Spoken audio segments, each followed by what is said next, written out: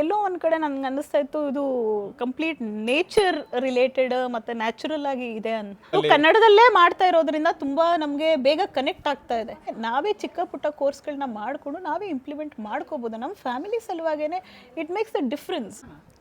ನಮಸ್ಕಾರ. ನಮ್ಮಲ್ಲಿ ತುಂಬ ಕೋರ್ಸ್ಗಳು ಬರ್ತಾನೆ ಇರುತ್ತೆ. ತುಂಬ ಜನಕ್ಕೆ ಅದು ಮಾಹಿತಿಗಳು ಸಿಗ್ತಾ ಇರುತ್ತೆ. ಅವ್ರಿಗೆ ಅವರ ಜೀವನದಲ್ಲಿ ವೈಯಕ್ತಿಕ ಜೀವನದಲ್ಲಿ ಯಾವ ಥರ ಯೂಸ್ ಆಯಿತು ಅನ್ನೋದಕ್ಕೆ ಒಬ್ಬರು ಯು ಎಸ್ ಇಂದ ಬಂದಿದ್ದಾರೆ ನಮ್ಮ ಕೋರ್ಸ್ ಮಾಡಲಿಕ್ಕೆ. ಮೂಡಿಗೆರೆಯಲ್ಲಿ ಈಗ ಮಾಡ್ತಿರೋದು ನಾವು ಕೆರ್ವಾಶಲ್ಲಿ ಕೂಡ ಮಾಡ್ತೇವೆ. ಸೊ ಅವರಿಗೆ ಹೇಗೆ ಅನ್ನಿಸ್ತು ಈ ಎಲ್ಲ ನಮ್ಮ ಆಯುಷ್ ಮೇಡಮ್ ನೋಡಿ ಅವರು ಯು ಎಸ್ ಇಂದ ಬಂದಿದ್ದಾರೆ. ಒಂದು ಸಲ ಹಾಕಿ ಕೇಳುವ. ನಮಸ್ಕಾರ ಮೇಡಮ್. ನಮಸ್ಕಾರ ದಯಾನಂದ್ ಅವರೇ. ಈ ಕೋರ್ಸ್ ಬಗ್ಗೆ ನಾನು ಭಾಳ ದಿವಸದಿಂದ ನೋಡ್ತಾ ಇದ್ದೆ, ತಾವು ಮತ್ತು ನಿಮ್ಮ ವೈಫ್ ಇಬ್ಬರು ಮಾಡ್ತಾ ಇದ್ದಿದ್ದನ್ನ. ಬಟ್ ಎಲ್ಲೋ ಒಂದು ಕಡೆ ನನಗೆ ಅನ್ನಿಸ್ತಾ ಇತ್ತು ಇದು ಕಂಪ್ಲೀಟ್ ನೇಚರ್ ರಿಲೇಟೆಡ್ ಮತ್ತು ನ್ಯಾಚುರಲ್ ಆಗಿ ಇದೆ ಅಂತ ಅನ್ನಿಸ್ಬಿಟ್ಟು. ಸೊ ಹಾಗಾಗಿ ನಾನು ಐ ಕನೆಕ್ಟೆಡ್ ವಿತ್ ಆಯುಷ ಮಂಡಲಂ.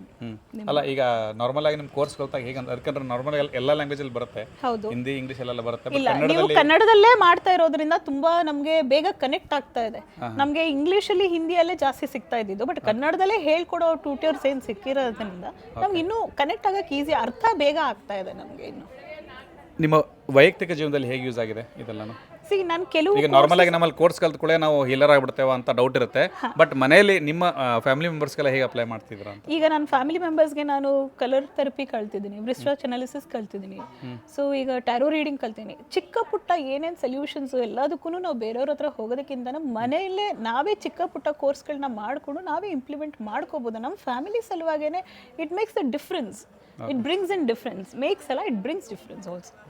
ತುಂಬ ಧನ್ಯವಾದ. ಅದೇ ತುಂಬ ಚೆನ್ನಾಗಿ ಹೇಳಿದ್ರು ಫೀಡ್ಬ್ಯಾಕು.